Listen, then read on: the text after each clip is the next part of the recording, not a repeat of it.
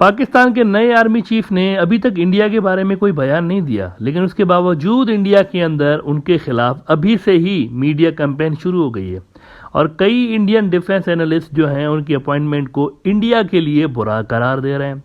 इनका कहना है कि 2019 में जब पुलवामा हमला हुआ था इंडिया में, जिसमें 40 इंडियन सैनिक मारे गए थे, तब आईएसआई चीफ आसिम मुनीर ही थे और इंडिया की जानिब से रवायती तौर पर इस हमले का इल्ज़ाम भी आईएसआई के ऊपर लगाया गया था। हालांकि पाकिस्तान ने इन इल्ज़ामात को रिजेक्ट किया था, ये कहकर कि ये हमने नहीं कराया, बल्कि पाकिस्तानी डिफेंस एक्सपर्ट्स के मुताबिक तो वो हमला खुद, यानी वो जो हमले का पैटर्न था उससे साफ जाहिर हो रहा था कि it was an insider job.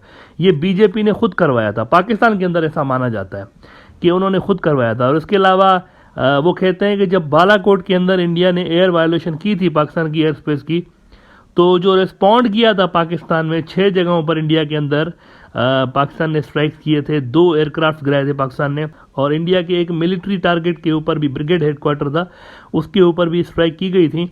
तो इंडियन डिफेंस एनालिस्ट मान रहे हैं कि जिस फोरम पे पाकिस्तान का इस तरह का रिस्पॉन्ड प्लान हुआ था ना, तो उस फोरम पे जनरल आसिम मुनीर भी मौजूद थे। तो इसीलिए जनरल आसिम मुनीर के लिए बहुत से इंडियन डिफेंस एनालिस्ट कहते हैं कि वो कट्टर इंडिया विरोधी है। आप ज़रा एक इंडियन डिफेंस एनालिस्ट के ये व्यूज सुने पाकिस्तानी नए आर्मी चीफ के बारे में कि वो आसिम मुनीर को क्या कह रहे हैं। हम आपको एक बात और महत्वपूर्ण बात बता दें।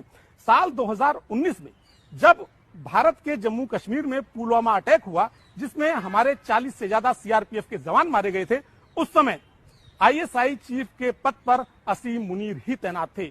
दूसरी महत्वपूर्ण बात यह कि भारत ने जब पाकिस्तान में हवाई हमला किया आतंकवादियों के ठिकाने पर, तो जो उस कमेटी के चीफ असीम मुनीर ही थे जिसने कहा था कि पाकिस्तानी वायुसेना को भारतीय हमले का जवाब देना चाहिए। यानी कुल मिलाकर भारत के भी कट्टर विरोधी के तौर पर असीम मुनीर की छवि मानी जाती है और यही कारण है कि फौज का एक बड़ा तबका असीम मुनीर को नए जनरल के तौर पर पसंद करता है। अब देखें, ये जो भी बात है मेरे हिसाब से किसी को डिसलाइक करने के लिए वैलिड आर्ग्यूमेंट्स नहीं है। अगर जनरल आसिम मुनीर इस बात के हक में था कि इंडिया की जानिब से पाकिस्तान की एयर स्पेस वायोलेशन पर एक सख्त रिस्पॉन्स देना चाहिए, तो ये तो उसकी जॉब है। हर अच्छा सोल्जर रिस्पॉन्ड ही करता अगर उसके मुल्क की सॉवरेनिटी पे हमला किया जाए। तो ये कोई बड़ी बात नहीं है किसी को डिसलाइक करने की कि भाई इन्होंने चूंकि हमारे एयर वायोलेशन के अगेंस्ट एक रिस्पॉन्ड किया था तो इसीलिए ये बुरे आर्मी चीफ। ऐसा नहीं है, मेरे ख्याल से ये कोई सही आर्ग्यूमेंट नहीं है।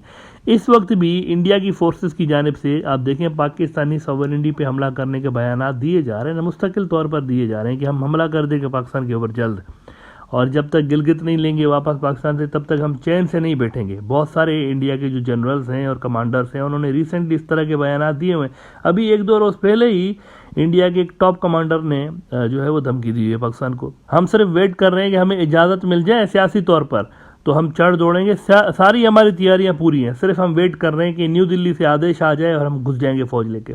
आप ज़रा एक इंडियन कमांडर की 1-2 रोज़ पहले की ये धमकी सुने जो उन्होंने पाकिस्तान को लगाई है कश्मीर और गिलगित बल्तिस्तान वापस लेने के हवाले से। सुने ज़रा इसको कि ये क्या कह रहे हैं पाकिस्तान को।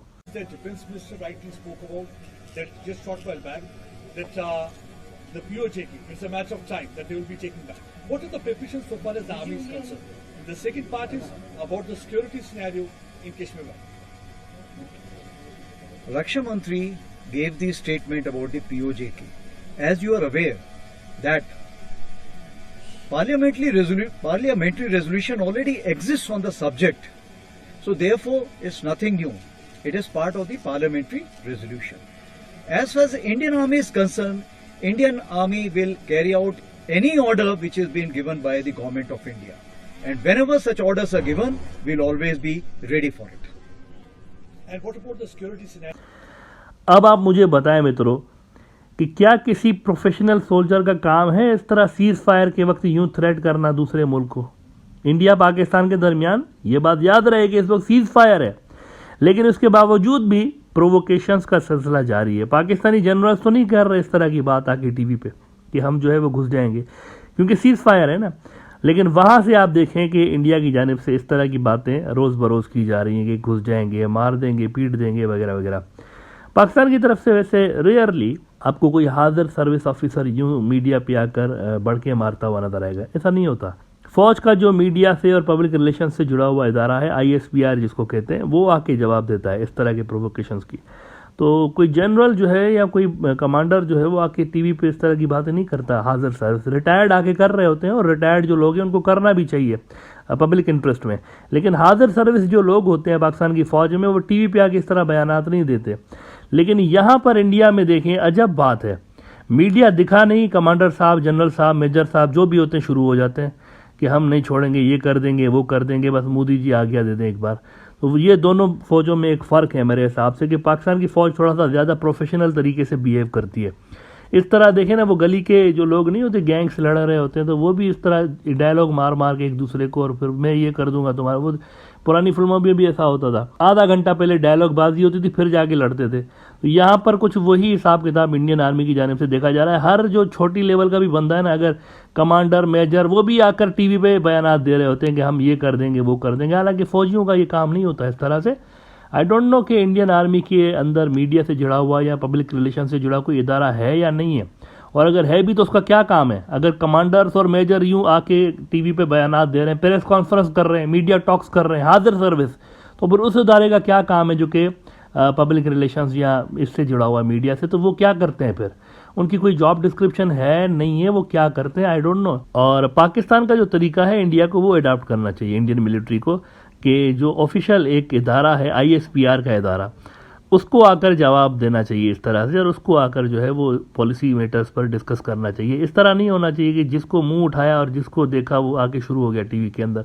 और मीडिया भी इंडिया का आप देखें ना, किस तरह के क्वेश्चंस कर रहे होते हैं उनको। अब ये भी उनसे असल में क्वेश्चन किया गया था कि POK कब ले रहे हैं आप, पाकिस्तान ऑक्यूपाइड कश्मीर, वो पाकिस्तानी कश्मीर को बोलते हैं। अब ये कोई सवाल एक करने वाला मुझे बताएं आप, मतलब सुनते ही अजीब लगता है कि साफ ही पूछ रहा है, जर्नलिस्ट कमांडर साहब से पूछ रहे हैं कि आप जो है वो जंग कब शुरू कर रहे हैं। ये सवाल देखें इंडियन मीडिया के। अब इन्होंने असल में उसके जवाब में, ये जो कमांडर साहब ने धमकी लगाई थी पाकिस्तान को, ये उसके जवाब में लगाई थी। तो अब वो भी क्या करें, सवालात ही अगर इस तरह के पूछे जा रहे हैं उनसे, तो वो भी इसी तरह के जवाब देंगे ऑब्वियसली। लेकिन अगेन, ये जो चीज़ें हैं हाजिर सर्विस लोगों को नहीं करनी चाहिए। जो करंटली सर्विस कर रहे हैं फौज के अंदर, उनको मीडिया से दूर रहना चाहिए। एज फार एज ये जो नए आर्मी चीफ हैं पाकिस्तान के, ये एक अच्छी रेपुटेशन के ऑफिसर हैं। इनके लिए कहा जाता है कि ये नॉन कंट्रोवर्शियल हैं। कल भी मैंने इस पर बात की थी। इनका कोई भी पॉलिटिक्स में फेवरेट नहीं है। और 2-3 बातें जो मैं 100% गारंटी के साथ कह सकता हूं कि वो करेंगे। एक तो वो CPEC जो है उसको तेज़ करेंगे। चाइना के साथ जो पाकिस्तान का कॉपरेशन है उसको मज़ीद तेज़ करेंगे, दैट इज़ फॉर श्योर। दूसरा वो ये करेंगे कि चाइना की जो PLA के साथ कंबाइंड ट्रेनिंग्स होती हैं पाकिस्तान की आर्मी की, इसमें तेज़ी आपको हो सकता है कि आने वाले दिनों में नज़र आ जाए। तो PLA के साथ कंबाइंड ट्रेनिंग्स में भी तेज़ी की आपको खबरें मिल सकती हैं। ये भी आसिम मुनीर की लिस्ट में होगा फॉर श्योर। और इस वक्त जो सीज़ फायर है इंडिया और पाकिस्तान के बॉर्डर पर और लाइन ऑफ कंट्रोल पे, इसको मेंटेन करेंगे, क्योंकि ये जो चीज़ है पाकिस्तानी फ़ौज को फोकस्ड रहने पे उनको हेल्प करती है कि वो सिर्फ अपनी कैपेबिलिटीज़ बढ़ाने पे फोकस करें, rather than turning their attention on such issues कि आज यहाँ पे क्लैशेस हो गए, आज फलां जगह पे क्लैशेस हो गए, जो कि रोज़ का मामूल होता था। जब सीज़ फायर होती है तो आप अपनी तवज्जो डाइवर्ट करते हैं अपनी पावर बढ़ाने पे। तो मेरे ख्याल से आसिम मुनीर भी LOC पे जो भी इस वक्त सीज़ फायर है उसको मेंटेन करेंगे, क्योंकि ये पाकिस्तान के लिए बड़ा हेल्पफुल है। पाकिस्तान फिर जो है ना आर्मी वहाँ अपनी कैपेबिलिटीज़ बढ़ाने पे सारी तवज्जो मरकूज़ रख सकती है, तो वो भी करेंगे सीज़ फायर। इसके अलावा वो मेरे हिसाब से साइबर वॉरफेयर और इलेक्ट्रॉनिक्स वॉरफेयर की जो मॉडर्न जो डोमेन्स हैं उसके भी अंदर कैपेबिलिटीज़ बढ़ाने के लिए, क्योंकि बाजवा साहब इस पर काम शुरू कर चुके हैं काफ़ी। बाजवा साहब पे क्रिटिसिज्म भी होता रहा है पाकिस्तान के अंदर, लेकिन 2-3 काम बाजवा साहब ने बड़े ज़बरदस्त भी किए हुए, इसको भी मानना पड़ेगा। ये जो मॉडर्न वॉरफेयर की डोमेन्स हैं, साइबर और स्पेस और इलेक्ट्रॉनिक्स वॉरफेयर, इसमें जनरल बाजवा ने काफ़ी काम किया हुआ है। उन्होंने ही बहुत सारे उनके दौर में नए नए प्रोजेक्ट्स शुरू हुए इन डोमेन्स में पाकिस्तान की कैपेबिलिटीज़ बढ़ाने के लिए। तो आसिम मुनीर इसको भी आगे लेकर चलेंगे, तो उनके सामने करने को बहुत कुछ है। और ये जो इस तरह के बयानात हैं ना, मेरे ख्याल से वो अवॉइड करेंगे, क्योंकि पहले भी पाकिस्तान के जो चीफ होते हैं वो किसी बड़े ओकेजन पे अगर आके तकरीर कर रहे होते हैं, मीडिया से ज़रा दूर रहते हैं आर्मी चीफ हमेशा पाकिस्तान में।